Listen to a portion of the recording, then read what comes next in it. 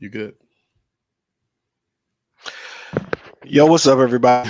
As y'all know, this is the Listen Up podcast with your boy Brandon. This is your boy Sam. What's going on, everybody? Yo, man, we back at it again, man. And before I get started, man, we definitely have to give a rest in power, man, to a Seminole great, in my opinion. Um, had one of the biggest interceptions and one of the biggest moments in one of the biggest games. Battled with liver disease for a long time. Geno Hayes. He passed away, I believe it was yesterday, and the Seminole family definitely is mourning his loss. But we definitely know, man, he's resting. He's resting now, and so rest in peace to Geno Hayes. Yeah, yeah, for real. Rest in peace, Geno Hayes, man. That's sad. Geno 33. I'm 34. Yeah, I'm It's 38. just it's crazy, man. It's crazy that he's not here, man. And I know he had a daughter. I don't even know how many kids he had. I know he had a daughter. I knew for sure, but Right. it's just horrible, man. It's just horrible. No, it's crazy because when they started posting, like I kept praying he would pull through. You know, he would get the transplant, and it was tough. You know what I mean? When I found out he didn't, and then when I think about the it's crazy that play when we talk about some of our favorite plays in Seminole history, that one is one that comes up I think more than most of them for me, and it's because like I remember going through that entire week telling everybody, y'all know Boston College not beating us. Like y'all know Boston College not beating us. Like, and Yeah. everybody was like, nah, Matt Ryan. I kept saying the talent on Florida State ain't losing to a Boston College in prime time. I don't care who is the quarterback. And so Gino making that play to seal it, I can remember where I was. You know what I mean? It felt like what I mean. I was like, yeah, I was right. I'm able to go back to work and kind of talk some trash the next week, man. Back when Yeah. some of the linebackers we could really brag about. You know what I mean? So it's definitely sad for us, and Seminole Nation, we definitely we're mourning right now. So yeah, rest in peace to Gino Hayes. Yeah, man. Madison County product, man. And Yeah, played for the Jags, played for the Bucks, played for the yep. Bears. All around good dude, man. And just to see him going that fast, man, it's just terrible, man. Just terrible. Yeah. Yeah, absolutely, man. Absolutely.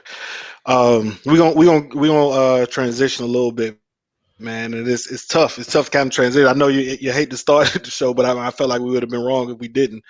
But Right. on to some I guess much better news is Florida State is continuing to move in the right direction when it comes to this 2022 class and landing quarterback AJ Duffy, 4-star product, number 6 pro style quarterback, and number 76 overall. So a top 100 player, you always want those, and a guy who I think a lot they weren't just they weren't battling between some of these other what we've seen some of these other guys where we can we've kind of dismissed it and said, all right, well, this don't really mean nothing. No, AJ Duffy is a good get. Is a good get for sure. Um, and so Sam, man, like give us your opinion. I like everything about AJ Duffy, man. I mean, I got the clips up right now, his huddle tape, and that release is like super fast. It's very compact. Throws a nice little deep ball. I got to see how that translate to college. But it seemed like he got a nice, strong live arm. You know what I'm saying? And he could throw the ball vertical, which is something Norvell definitely needs in his offense. Norvell loves that vertical throw. So I think it's a huge get, man. I think he comes in battling next year for a starting job. I don't know if he plays. I wouldn't be rushing him on the field, but I think he's a guy that if Travis get hurt, you don't feel like you're dead. You know what I'm saying? And he got nice feet, Yeah, man. hey, Look at these clips with him running, man. I mean, he got nice feet too. hold on, Sam. Sam, exit full screen. Click exit full screen and just go to the standard view because it's showing. There it is. All right, we back. Um, No, the boy, I know he's, I mean, considered a pro style, but he's not immobile. That's always great. Yeah, The boy's release is great. Instincts, big time. He played at IMG, so that lets you know that he's not, you know, what I mean, it's not a small guy from a small school. This is a guy playing, you know, big time high school football, and IMG produces great talent, great athletes, and not to mention, and they play again in one of the toughest in my opinion, the toughest state to play football in one of the biggest schools in Florida. So this is a huge get. I don't think there's any way to undersell it. Um, there isn't. There really is. There's not very much we cannot say about it. I mean, all these look. I mean, these are fantastic throws from the pocket, but we've seen that he's also able to. Hey, all right, if I got to get out of the pocket, I can make something happen. This is an on the dime, you know, throw that we just seen at high school. You don't see very many like it. I hate to compare people to Jameis when it comes to talent wise. I think Jameis was, you know, once in a generation talent. But when we talk about anticipation throws, I think he's the closest we've seen to having the ability to stand in the pocket and throw the football. Like he's the closest comparison in my opinion. I don't know who you would see. He's the closest comparison as far as the actual pocket passes. Because I mean, Jameis wasn't a mobile quarterback. He had the ability to move if he needed to, but Jameis was a right. pocket. It was and is a pocket passer who threw with anticipation in the tight windows. And when I look at Duffy's tape, it looks a lot like Jameis when it comes to a guy who has the ability to move but don't really want to, and throws with anticipation. And I think that makes a big difference, especially when you pair him with a guy like Travis. It says to me the future might be a little bit bright. It ain't like, you know, HD bright, Yeah. I just but you know what I I mean. like But his release. I can kind of see the light getting turned on. What we call one of them little dimmers. You know, you have them dimmers. They turning it up a little bit. Yeah, I like how quick his release is. You know, you do see when you watch the tape a little bit, he kind of waits for guys to get open instead of throwing them open. So that kind of like, you know, that kind of bothers me, but maybe you can coach that out of him. But a lot of quarterbacks have a hard time with it throwing with No, anticipation. see. I think he does anticipate. You got to look at it from a high school standpoint. Anticipation ain't gonna look the same as it'll look Right. in college. I Anytime you can hit a guy like, I think he waits a little bit on some of those stick routes. And that's gonna come, but I don't know how much that is trust in your receivers versus not. I actually think he does throw. He does anticipate a little bit. I think he knows the put like I think he, compared to the last however many quarterbacks we've had roll through here, Mm-hmm. he is by far the best one. Right. And I don't even think that's close. Right. I mean, would you argue that? Yeah. I mean, compared to what we've had, yeah, I mean, he's better than what James Blackman was coming out. Yep. Francois, I Better than don't. Francois. You think he's better than Francois? Yes. I think they might be a little close. I don't think they're that I much think different. Francois But you was a got you 3-star, who they gave 4-star because of. nah. I mean, you got to remember now. Francois was a pretty good quarterback before he got hurt. We're gonna have to agree to disagree. I didn't ever think Francois was a very good quarterback. Okay, I but thought Francois was always limited, and I thought he was what helped him out was his mobility. Matter of fact, I thought he would join Travis mm, with a slightly better arm. I don't know about slightly, but I think it was way better on. I think he was Jordan Travis with a slightly better arm than he is now. I mean, that last throw is an anticipation throw. You have to throw that. He threw that before he was the wide receiver was out of his break. But you know, like I said, I just think a tough kid, great size. In other words, Francois was never going. In my opinion, Francois was never going to the NFL. This kid, I believe, can. Right, And that's right. why Uh, I say I think he's better than Florida. I think he's better than Francois. yeah, I mean, big kid, man. He's a big kid. I think he's That's gonna what you be. want.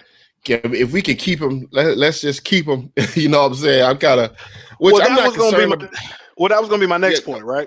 I, right. we've talked about this season. We went through the projections. We went through the projections with other people and everything.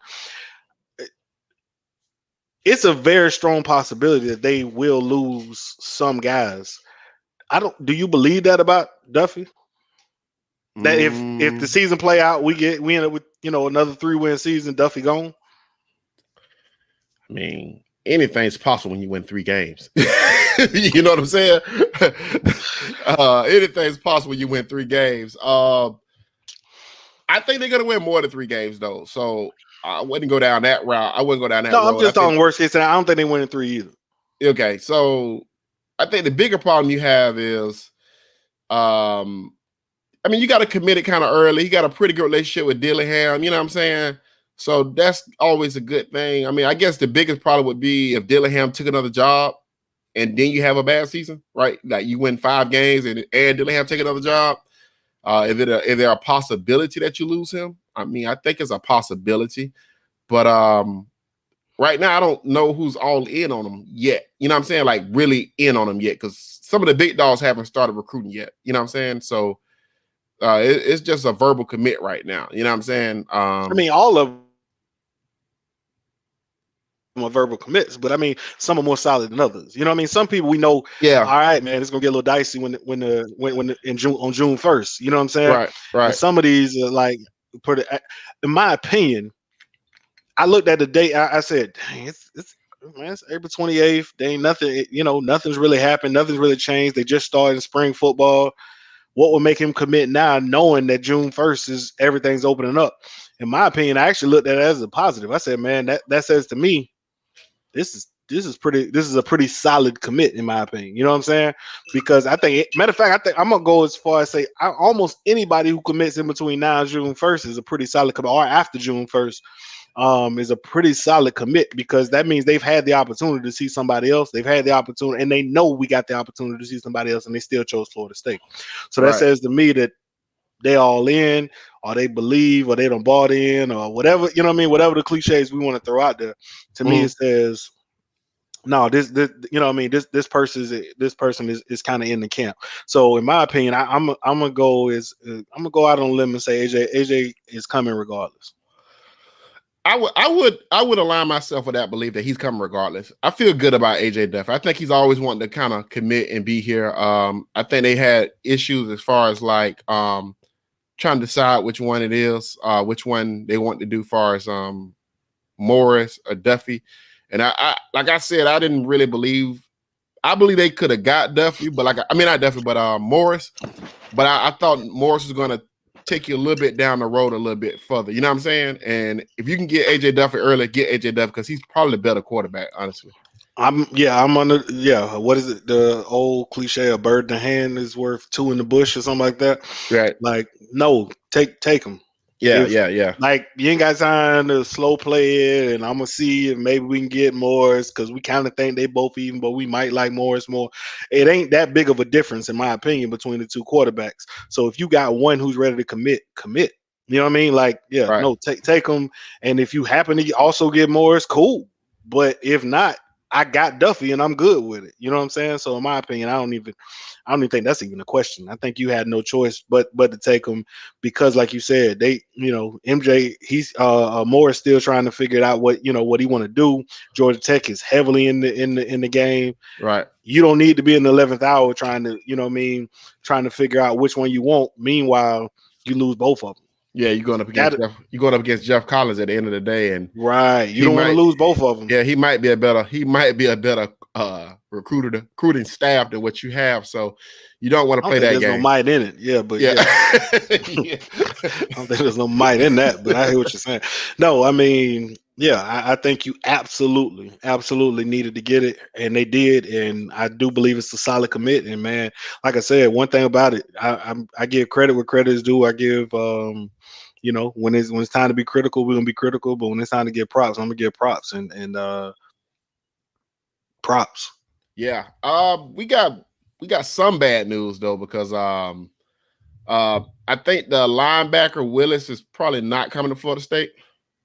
I mean, I didn't know we was getting into it, but we can talk about it. I mean, because outside of Duffy, they've lost what, two? Now this is the third recruit since the spring game. They've gained one and lost three. Yeah. And all three of them were, in my opinion, very key positions. You lost a defensive tackle. The furniture couldn't hold on to him. Shocking. Right. I mean, you lost linebackers, another position of need. At some point, it's like, okay. I mean, listen, I'm proud. I'm glad for Duffy, Yeah. but come on, like you got to keep the guys who are here, and you got to get them back, or you got to get somebody who's equal replacement. Yeah. I think they're gonna. Well, I don't think Willis is on Marv. I think that's actually on Woodson. I think. Yeah, they said I, Woodson. I think that's Woodson's Woodson area. is his primary recruiter.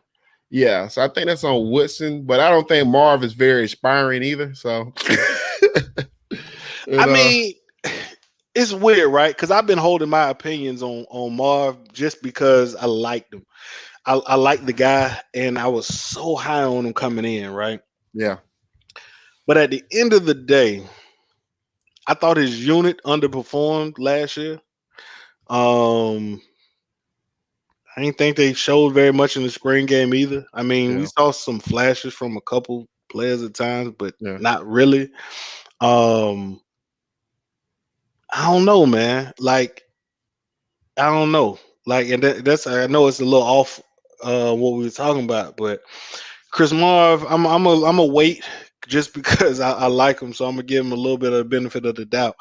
But I just think for him to be as respected as he is amongst coaches is like I don't know if it's necessarily translating to the field yet. And I definitely don't know if it's translating towards recruiting. And that's where I'm saying, all right, man, get it together. Because I understand Woodson is the primary recruiter, but Chris Marv's your position coach. So if right, I got a guy in, I'm gonna do my best to keep him. I don't care who your, homeboy is. You know what I mean? I need linebackers and I want you. So I'm gonna do my best to keep you in the fold. So for me, I'm gonna put a little bit of the blame on Marv as well.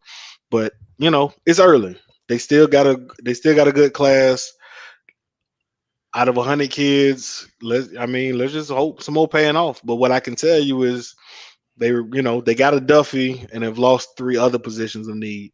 I mean, we got to look at you got to look at the other stuff as well as the positives. And again, I like this class. I like, what I mean, we've talked about it. I like this class, yeah. but you still I, got to fill some holes. I well, mean, you still got a long way to climb. you like the potential of the class. I think you got a lot of can't misses. Oh, I don't want to say a lot. I think you got a few can't misses in this class. Like you ain't gonna miss. You got some day one starters in this class. I don't think you've had that in the last three classes. Right. Or I think you can look at it and say we got some day one starters. And I do believe you got some guys who I think are day one start who can be day one starter. I think you got a sure day one starter in Hunter. That I don't even think that's a question. Number one wide receiver, number one cornerback. But I do think you also have but I think Duffy also if in the need he's called upon, I think he can jump in and fill in immediately. So in my opinion, I do think you got some day one starters and there's some other guys that, in the class as well. But in my opinion, you haven't had that before. And so I do think the class, I think it's a good class, not necessarily even the potential. I think you got a very good class so far. But you can't lose guys. You keep losing guys, then that that class starts to look a little different. It looks a lot like some of Jimbo's last classes, where it's top heavy. You know what I'm saying? It's rated high, but you got 3 5-star DBs, a 5-star running back, and ain't no linemen. You know what I mean? And no linemen, no wide receivers, no linebackers, and nothing else. You know what I'm saying? And you know what I mean? And no quarterback. So Right. now you really ain't got nothing to show for it. It's rated high and it looked good, but actually when you put it on the field, you ain't really did nothing. So Yeah. I mean, we got to see. This Woodson thing is not the Woodson, but the Marv thing is kind of interesting, man, because it seemed like everything we heard about Marv was like high remarks, like this guy gets it, this guy's this guy's that. But head then, coaching track, yeah. but when I listen to people talk about him at Florida State and everything he's been since he's been at Florida State, I get a totally different feel. Like I get a totally different and I don't know why that is. Like that's kind of interesting to me. I So got we'll see. my opinion, and this is not going to come as a surprise to anybody who listens to the Listen Up podcast. But my opinion is it has a lot more to do with our defensive coordinator than it has to do with with Marv. You know what I'm saying? So Hmm. I we'll see. You know what I You mean? have you Yeah. have found a way. You have found a way to bring Adam Fuller into this episode. We will. Shouts out to you. Shouts Yeah. out to No, you. You listen. have found a In my way. opinion, it has a lot more to do with Adam Fuller than it does Chris Marv. But I mean, that may be just me, pointing blame. And also, like I said, giving Marv a bit of the benefit of the doubt, just because, like you said, everything we heard about Marv was just super high. You Mm-hmm. mean head coaching track, potential defensive coordinator, like everything we heard about him. I watched, like, we saw the clinics and the classes of this guy, that he was giving to other coaches, and had other coaches in there like, oh, amazed. I talked about how much I learned from him. Like, it's just. Yeah. Yeah. Like I said, it's difficult for me to say it's all on Marv, but that's just my opinion. That's my opinion. I just think I don't think he forgot how to coach. Yeah. Meanwhile, I don't think another guy was ever a good coach. So that's my opinion. You ain't gotta like it. That's just my opinion. We'll see what happens. Proof will be. I mean, it'll all play itself out, and so you ain't gotta like it. I take it. I'm just telling you what it is. All right. All right. I'm not gonna. I wasn't talking to you. I'm talking, because people, No, you saw I that. won't totally disagree with what your assessment is. I won't totally disagree with it. I just don't. I don't know. Like I don't know, because my thing is, if you're a good recruiter, you're a good recruiter. You're gonna recruit above and beyond that shit anyway. True. So I agree. I'm talking about, but again, his linebackers look bad. If I'm I'm a linebacker. I play football. I'm looking and I see them linebackers constantly looking lost. I'm kind of be like, I don't know, man. I don't know. And so yeah, then I say I'm gonna give them the benefit of the doubt. They selling me on a whole lot of stuff. Got all the hype videos. Let me see. Let me see what happens in the spring. And I don't see very much. right. You can only sell playing time but so much. And I think that's kind of been they selling point. Playing time, playing time, playing time, playing time. Be the difference. Playing time. But at some point it's like, yeah, but man, are you dudes coaching them the problem? You know what I mean? And that's kind of what I'm looking at. And some of these honestly may just be because, June opening up. And so they want to kind of take some trips. You know what I mean? And so I don't necessarily want to fault a kid for that. You know what I mean? Take your trips. Right. You know what I mean? Take your trips, enjoy yourself, go on the recruiting visits, see what you want to see, and then come back. I don't Yeah. fault nobody. Yeah. Yeah. And some of those may be actually doing that. Like I said, I don't think people anticipated, or people didn't know June 1st. You know what I mean? That was the date. People didn't know it. A lot of the kids didn't. So now they looking at it, and they buddies, they friends or whatever. Like I said, spring started back. I want to take this question right here, real quick. I mean, I normally don't. We got to get out taking questions in the middle of the show. I want to start holding them to the end. Yeah. But I want to take this question in particular. He said, "Yo, Brandon, it's crazy. If you talk to Fuller, dude can talk philosophy, X's and O's like a mastermind." I talked to him. Okay, I mean, but I was there. But yeah, I want to say this though. I want to say this though, and I'm not trying to be like, I'm not trying to belittle people's experiences with coaches, but how many coaches have y'all talked to, or how many coaching clinics have you watched of a lot of individual coaches? Because a lot of coaches can sound smart and away from everything. They can sound like they know all the X's and O's and all these good things, but it's only a few coaches that can take what they know and put that into their players. It's only a few coaches that can do that type of stuff. And then you talk about like Charles Kelly. Charles Kelly was not a dumb coach. You see what I'm saying? Like Charles Kelly is a smart coach, but Charles Kelly could not get through what he was trying to do to his players, right? But Jeremy Pruitt is a smart coach, know the same shit Charles Kelly know, but he could package what he's trying to say to them and could simplify and get them to do what he wanted them to do, and they all understood what they were supposed to do. That's a different. And then coaching and coordinating is two different things too. Can you coordinate a defense? Everybody can't coordinate a defense. You know what I'm saying? And that's what I was gonna say. Knowing X's and O's and being able to game plan are not the same thing, right? Right. Because I can know where everybody's supposed to be on every single play. Right. And man, I guarantee you he knows where everybody's supposed to be on every single play. Right. But in the game, when the bullets are flying, it's a different ball game. Like it is a constant chess match. Everybody's not quick on their toes. Everybody, and here's the thing: that Memphis chess game ain't the same as the Florida State chess game. And he wasn't good at the Memphis chess game. Right. So understand that it makes a big difference when you start talking about coordinating defenses, when you start talking about game planning. Sometimes you go in and you have no idea what the other team going to do. You guessed wrong. You game planned all week for this team to do this. Right. And then they showed up and did that. Now what do you do? And everybody's not able to adjust to that. Right. And that's what makes good. And that's what makes good coordinators. I'm gonna be honest with you. I'm skeptical about Norvell leaving too. You know, when I talk about the offense, because I look at the second halves. We got the second half numbers. They don't score points in the second half. Right. That says to me, one team, you come in with a good game plan.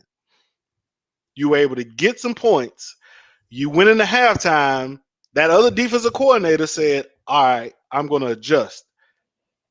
Then the offensive coordinator's job is to count on the adjustment and counter it. In other words, I've been doing this all game. So therefore, they're going to adjust for this. Let me hit them with this. And that's what makes really good offensive. Lane Kiffin is a real good offensive coordinator. His offenses don't stall. They put up points. Their quarterbacks put up points because of that. They understand you're going to do, like, you ain't got an answer for it. Because as soon as you think, this is my game plan, I've now switched it up into something else. And that's what made, when he talked about Jeremy Pruitt, you never knew what Jeremy Pruitt was running. You didn't know the game plan. He disguised coverages better than just about anybody else. You never knew where the blitz was coming. You never knew what defense they were in. You never knew if they was in a cover 2. You never knew if they was in a cover 4. You never knew if they were blitzing everybody. You stayed confused. And you had great players. Don't get me wrong, but you had great players and a great scheme. And when those come together, you end up with one of the best defenses ever. And so all I'm saying is it's difficult. It's super difficult when you get to the place in at Florida State, when you were at Memphis, and you realize they not game planning for the first quarter. Right. They're not game planning for the first half. They game planning the whole game. We firing these off. You know what I mean? And we changing. Okay, y'all have figured this out. Now we got this. I blame the defensive coordinator a lot of times. And the reason why I get on Fuller so hard is because how many times did we see running backs how many times did we see offensive coordinators call the exact same play back to back, sometimes back to back to back, and we couldn't stop it. Right. You can't tell me that that's on those players. You can't convince me, because at some point as a player, I'm gonna be like, this is the same play. I'm gonna figure, you know what I mean?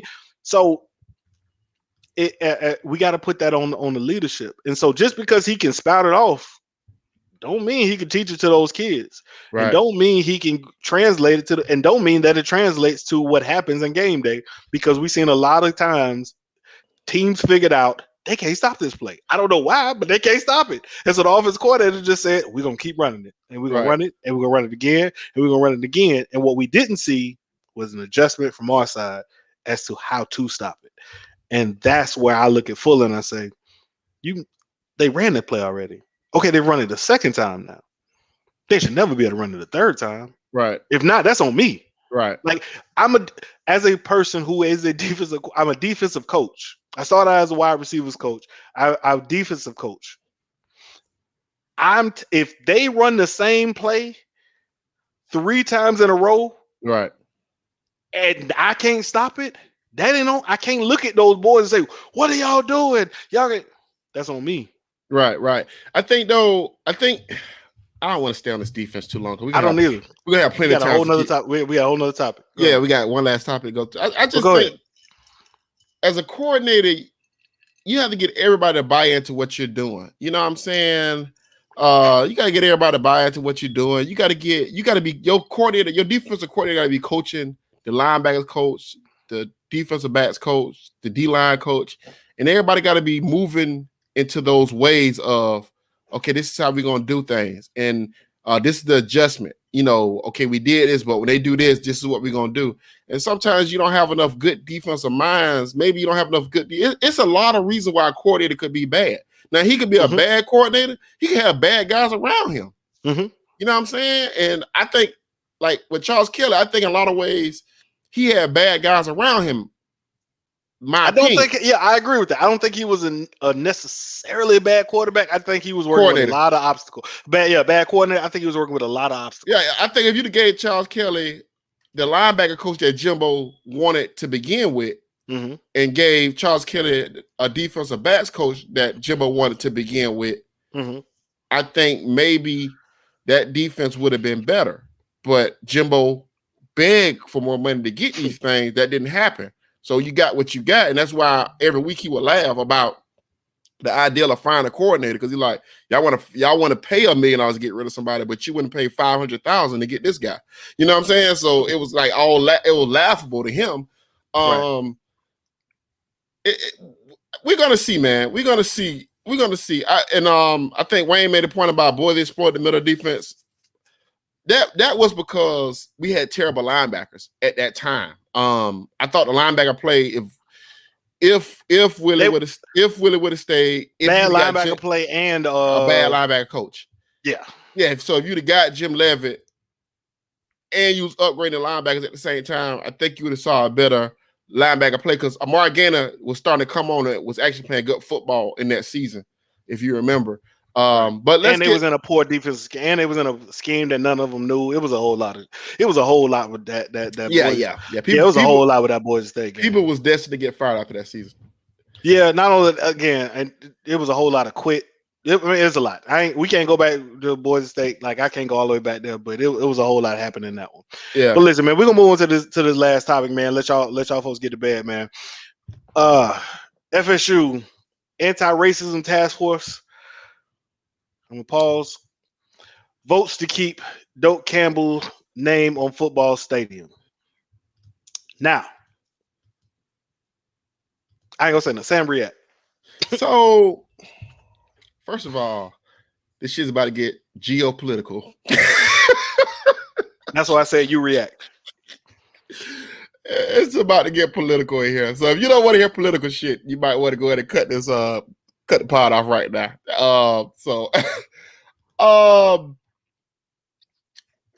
I am. First of all, I'm dismayed by a lot of things that happen in our fan base, and we allow certain things that go on in this fan base because people, feel how they feel about certain things. I feel like I had a hard time recording this podcast on Sunday because of all the events that happened the prior week, because the girl that had the knife got shot up by the police, and then we had the Derek Chauvin case, and then we've had another shooting in North Carolina, a black dude getting shot by the police in North Carolina. We had countless things happening, and we keep coming back to these social tropes where people are saying things like, "What about black on black crime?"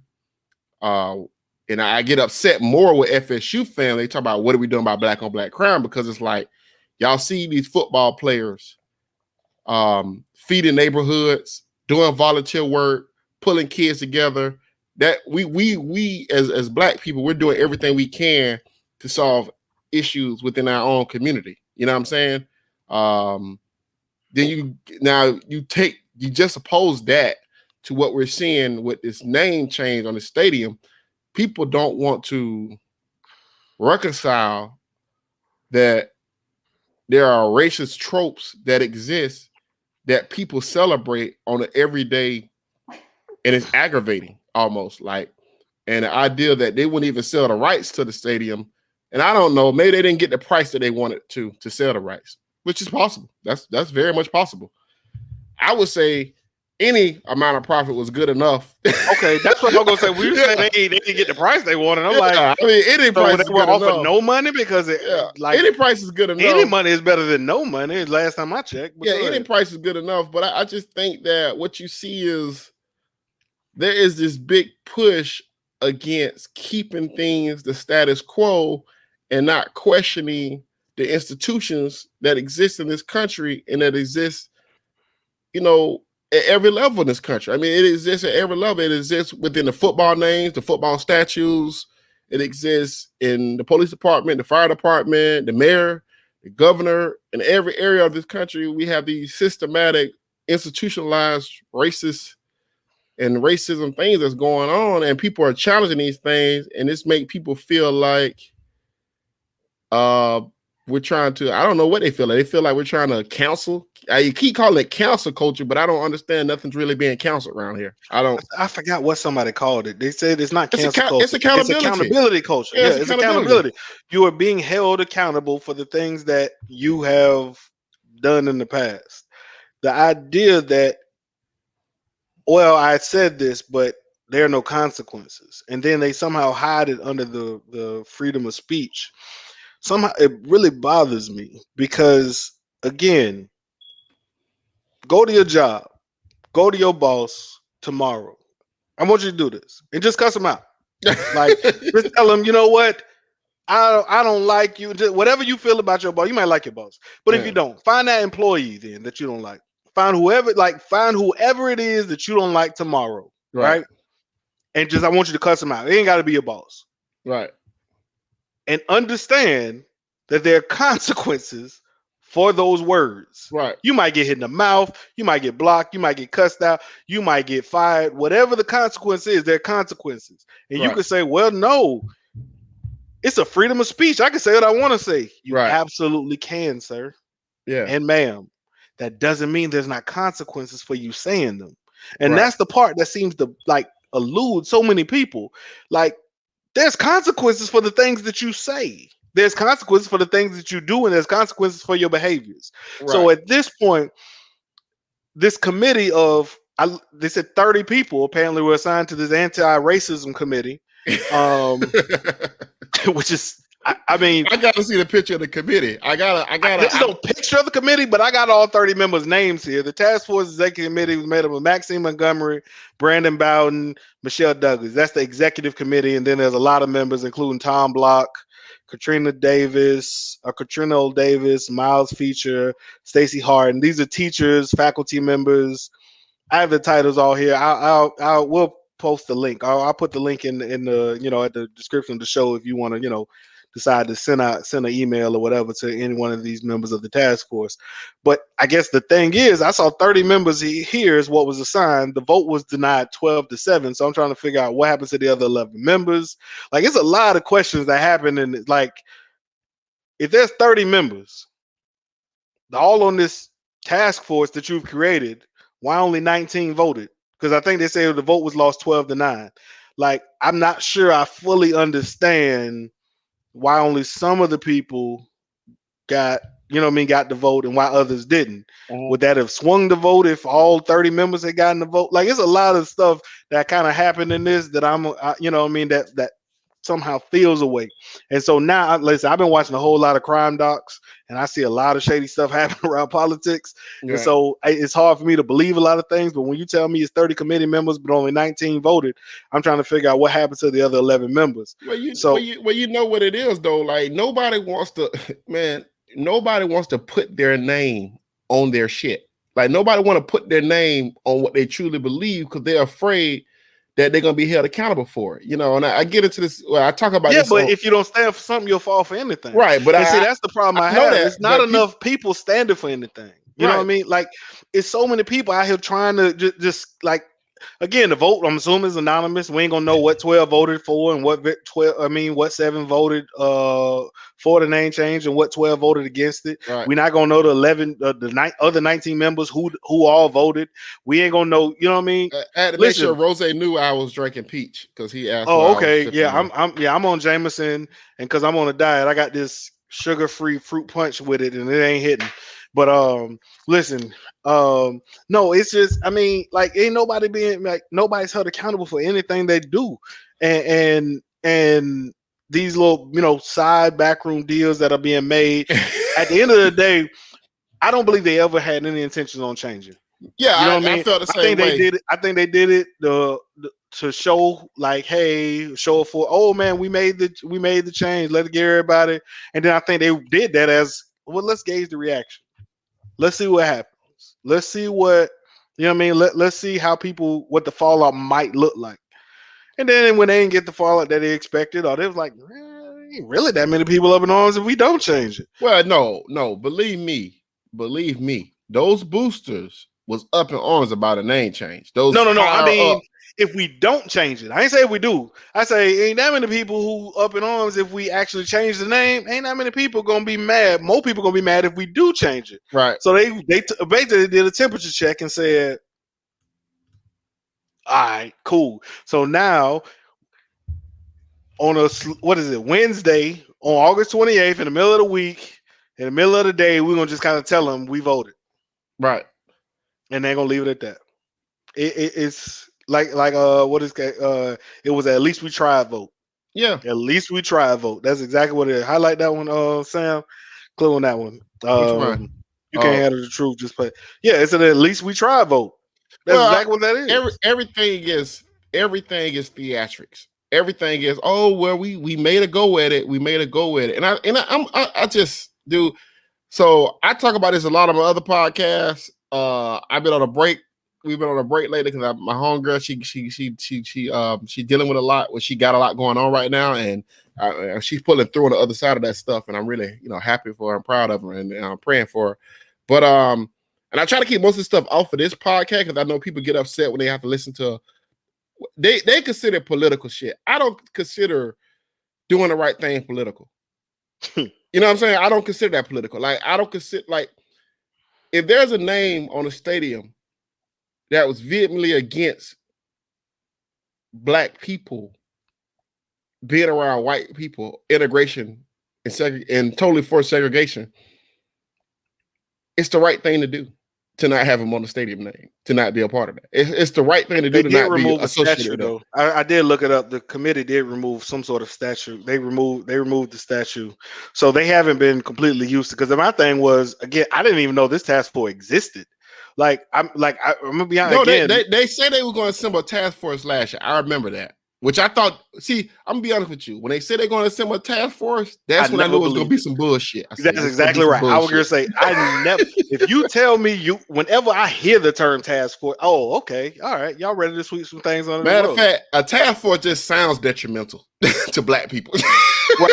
I forgot. There was another task force. I don't remember where it was. It was in, it may have been at the University of Coral Gables down there. They had a task force for something or other. I can't remember what it was. I wish I could remember. But essentially, it never got, like, Tony Dungy was like one of the main members on the task force, but like he ended up being the only person announced. They never met, and nobody ever knew anything about it. Like, you know what I mean? Like, it's almost something that they just say.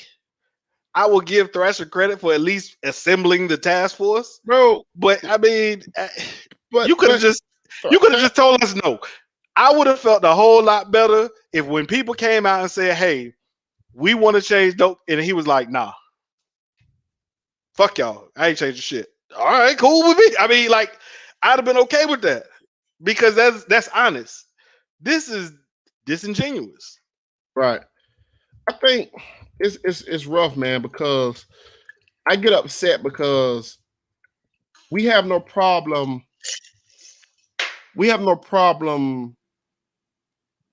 congratulating, rooting for, and propping up the achievements of some of these black athletes. And we have no problem talking about the backgrounds that they come from. You know what I'm saying? Mm-hmm. We make a big deal about this shit. You know, we act like we saved them, you know, and why not honor the sacrifice that some of these guys have made by making that name change and make it more inclusive for all your black athletes, where you don't have to be ashamed that you're playing for some type of slave owner. You know what I'm saying? I was gonna say, the name of the stadium that we're asking the predominantly black team and black players to play in is named behind a guy who did not want them to be a part of the school. Right. I mean, you didn't want them there. If it was Yeah, up to him. you know what I mean? Like that's the simplest form we can put it. You know what I mean? They are playing in a stadium named after a guy who did not want them there. Yeah. And I think that's when you have these issues. And I think that as we keep devolving in society, because it seems like we're devolving more back to a more separate time where we can't have honest conversations about things. Because I think a lot of black people are, you know, are getting more educated about their history, about where we plan on going in the future. And a lot of us kind of want to see tangible change. A name change isn't like a tangible change, but it steps in the right direction. And I kind of wonder where it puts everybody. And I think you're going to see more and more. I think somebody put typical Southern shit. And it's Southern stubbornness also. But I think you're going to start seeing this why these athletes are so disassociated with what's going on with your favorite university or your favorite team. It's why they don't have any heart for your favorite team and your favorite university. It's why they treat all of this like it's just another business transaction. You know, if you want these guys to care about this stuff, you have to care about the things that they care about. You know, if you're that dead set on having the name of a guy that's totally for segregation, then what the fuck does that say about you? You know what I'm saying? You know what I'm saying? Like this, I told somebody at work this shit because they were talking to me about cancel culture. I said, dude, if you are for a segregationist, if you are for a Nazi regime, if you identify with racist tropes, then dude, you're racist. I don't know what else to say about that. Like, I don't identify with a rapist. I don't identify with a child molester. I don't identify with them. Right. It's because I'm not those things. Like, this isn't hard. Y'all are making this harder than what it is, and it's not that hard, dude. Like, either you identify with what it is and agree, or you allowing it. Yeah, I mean, both of those things are wrong. And then you have to look at it like this: like, what is it taking away from you? Why is it upsetting you? This is shit you got to look at. You know what I'm saying? I was a guy that about 7 years ago, maybe 8 years ago, I didn't even realize this, but I had a problem with interracial relationships. Didn't even realize it. But, you know, somebody had to bring a point up to me about some things about interracial relationships. And I'm like, damn, I do got a problem with interracial relationship. I need to figure this shit out, because why would I care who somebody else marries or be with? You know what I'm saying? So, you know, it's okay to take stock in what you believe in and what you don't believe in, and you know, and assess what you believe in and what makes you mad. Like, some things shouldn't make you mad. You know what I'm saying? Like, if you don't see color, then why does things being brought up about color make you so upset? You know? They said they were going to change the name. I'm trying to figure out how that impacts my life in any way. Like, right. You know what I mean? Like, what am I going to be upset about if they, hey man, this guy did some stuff, we ain't gonna, all right, cool.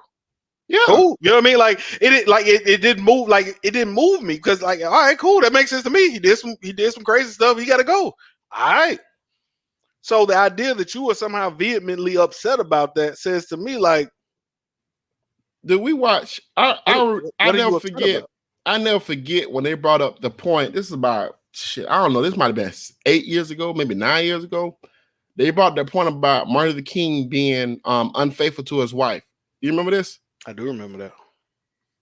Nobody got upset about that. People was like, "Hey, that's what he did. That shit was wrong." You know what I'm saying? He should have did that.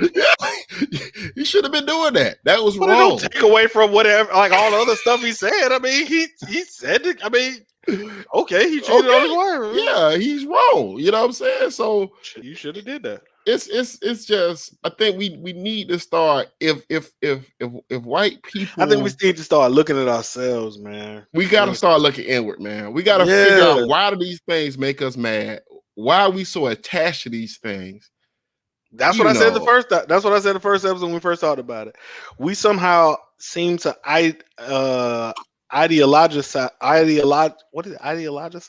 I don't think that's the word, but I anyway, think you don't have one too many drinks for that word. it's very well possible. I only had one though, but I ain't had nothing to drink in like a week and a half. But Yeah. no, it's like we do this thing where we put these people on this pedestal, Right. and it's like we do it with players, we do it with coaches, we do it with. If nobody had ever told you, if they came in tomorrow and didn't tell you any of the history, but just told you they were changing the name from Doak Campbell to whatever it is, people would it wouldn't have been it wouldn't even have been a thing. If they said, "Hey, we're changing the name because we got a new buyer," Yeah. some people would have been, and that's what. Excuse me. What I look at and I say, are you upset at the fact that they're change or the reason why they're changing the name? Are you upset at the fact that they're changing the name? And see, I think a lot of people are like, it's the history, and that they cloak their prejudices and closet even racism sometimes in no, we want to preserve the history. What history is that? But the Because if we really start diving into the history of But guess things, what? The history isn't changing. The thing right, is, we're not finna honor that part of the history. We're not gonna right, glorify that part of the history because the truth be told, we would like for history to be told in its totality. Tell right, everything about slavery. right. Tell everything about how Thanksgiving became Thanksgiving. Maybe it should be called Thanks for Taking.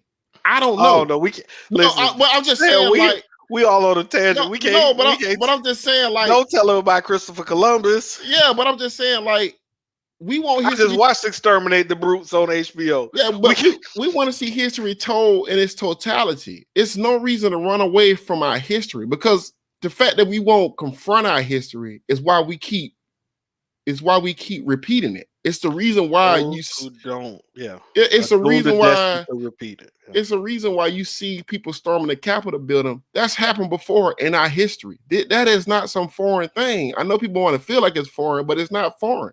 And I mean, we have to start looking at these things and like, how do we get to a better place? Because you can't root for these black athletes and prop up Warwick Dunn. You can't prop up Derrick Brooks. You can't prop up these people and then turn around and say, I'm also going to prop up this guy that didn't even want their asses here. Because Derrick Brooks has made his university a better university.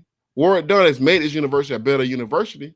But that wouldn't have happened. Never had a bad word said about Ward Dunn. I wore a Florida. As a matter of fact, I wore this shirt out somewhere a while ago. And a guy, not even Florida State fan, he said, "Man, I met Ward Dunn." Like that was the first he said to me. I didn't know what problem. He was like, "Man, I saw your shirt, man. You know, I met Ward Dunn one time. Just the nicest guy in the world, man. One of the most impressive people you will ever meet." Right. Then you talk about all the houses he done bought from. Like he knew the man whole story. Right. And I was like, you know what I mean? This is a guy who you should be propping up. You should have more respect for that guy than the guy who said Ward Dunn is not welcome here. Right.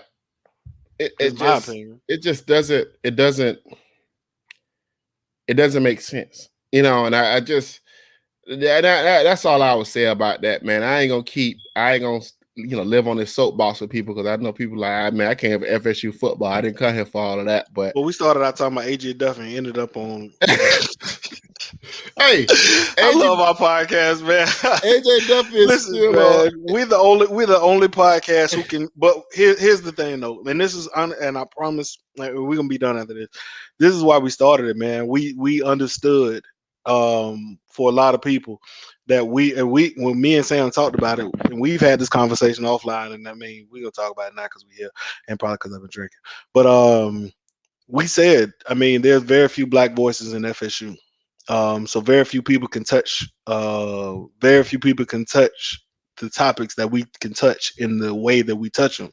Right. Very few people can talk about in depth in the way because we've experienced them. You know what I mean? These ain't these are things that we've lived. These aren't you know what I mean? Like we heard other podcasts and they kind of brush over some some stuff or whatever, Right. and we was like, no, we got the ability to dive deeper into it because we can talk from a place of relatability.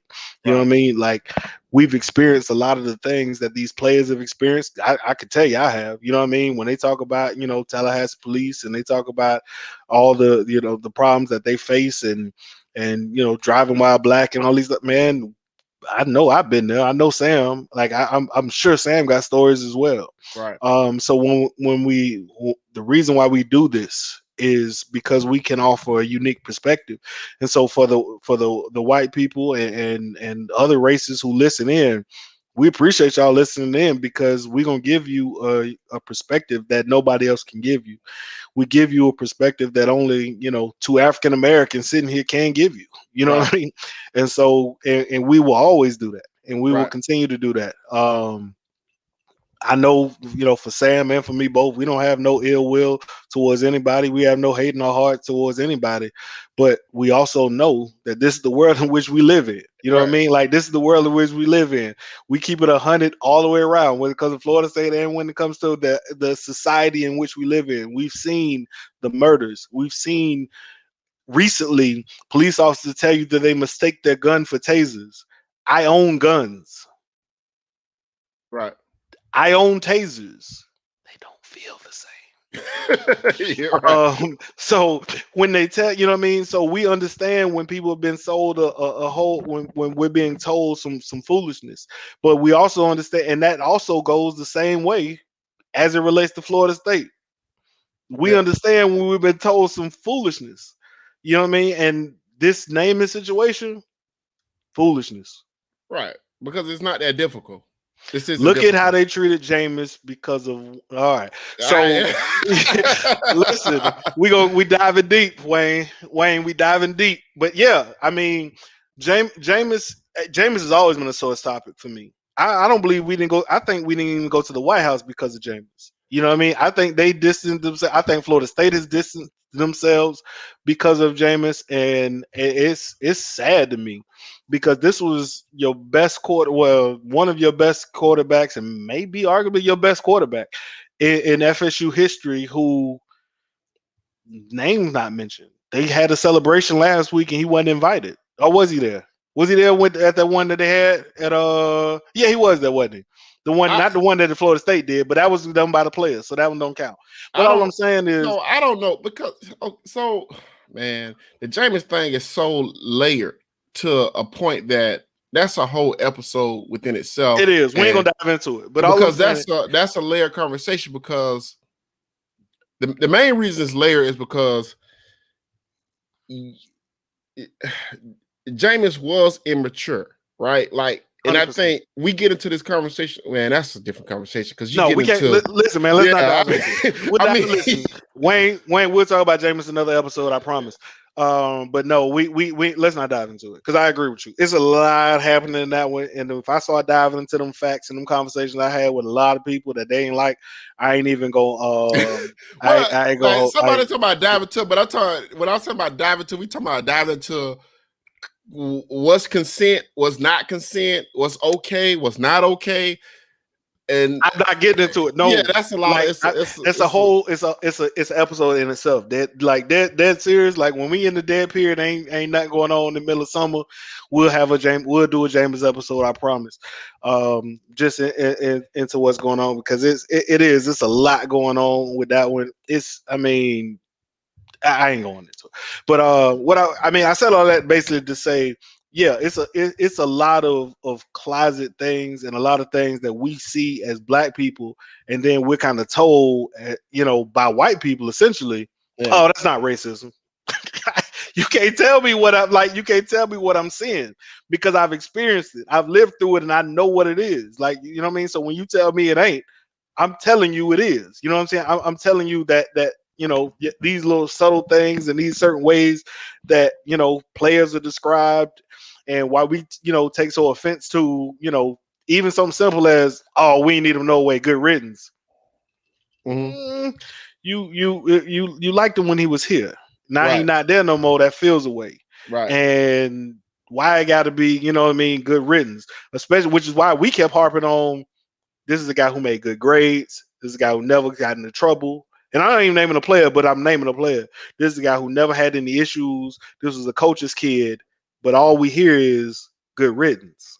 I mean, dude, Why is that? I'm gonna tell you something, dude. We can go into why Justin Fields is sliding in the draft. I mean, it's a whole lot of things we can really dive into. When you talk about these black athletes and the machinations of things that has to happen for them to step foot on an FSU campus to get a 4-year degree, like that shit is like is crazy. You know what I'm saying? Like that's what I think a lot of that's why I have a hard time bashing football players. I bash a coaching staff all day long, but normally you won't see me actually go after players a lot because I know it's hard. It's hard to be a good athlete.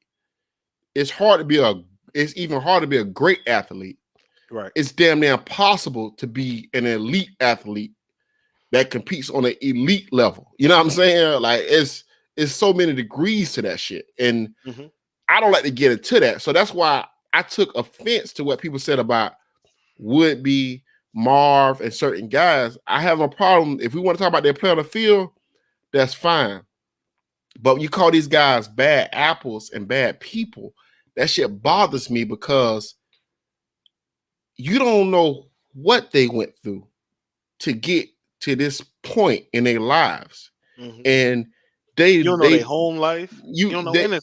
And they gave their future, their potential future, they put their potential future in FSU's hands. And FSU bungled that. You know what I'm saying? And that shit's not okay. You know, that's not okay. So we have to, I've been one that I try to stay away from it for the most part. You know, I mean, I say that a guy's bad. I've had no problem saying, well, that guy's just not a good football player, and I'd be done with that situation. But I try not to get personal. And I see a lot of times people get personal with kids. I try not to get personal, you know. So, but yeah, man, let's wrap, man. It's an hour. It's not that. Listen, Wayne, you can handle the true pod. Like everybody who was in from the very beginning, Antonio, A63 Seminole. Listen, man, we appreciate you guys. And if you're not subscribed, if you're not subscribed to the YouTube page, man, please do it. We're gonna drop more individual content on YouTube. We moving away from that's the other thing. We're moving away from SoundCloud, so there won't be very many. Like, you know, I think we'll post still on SoundCloud, but Apple, YouTube, Spotify is usually where you'll find most of the stuff. Man, let's rate, review, subscribe. We keep saying it. Share the pod on Facebook. We appreciate the likes. We appreciate everything, you know what I mean, that you guys listen. Again, we said we provide a unique perspective that we don't believe anybody really in FSU who covers the team can provide. We can give a perspective that not very many people, if any, can give. From our perspective, we're gonna continue to do that. And listen, man, we appreciate everybody. We really do. Yeah, man, and I think Apple's gonna have a situation coming up real soon where I think they're gonna start doing pay for subscriptions type thing. Yep. I'm gonna see how that works out. Ideally, if we do a pay for subscription, I think I'm gonna do it like right at $1, which would be like very cheap, and I think it'd be something that'll help grow the pod. Because a lot of things I would like to do coming up. So look out for that, and just subscribe, man. Even if you don't listen to the pod outside of YouTube, just go to Apple and rate 5 stars, or go to Spotify and subscribe to that also, and just let it play in the background. Right. You know, so but we appreciate everybody, man. We're gonna try to do a little bit more. You know, I've been busy as hell with work's killing me. I need to take a vacation. I really need to get that done. So, but yeah, man, but definitely, man. And if you got any questions or anything, man, make sure you hit the YouTube page. I mean, make sure you hit the YouTube, or make sure you follow the Twitter page and hit me up on Twitter. I always try to answer questions on Twitter. So always hit me up, man. Absolutely.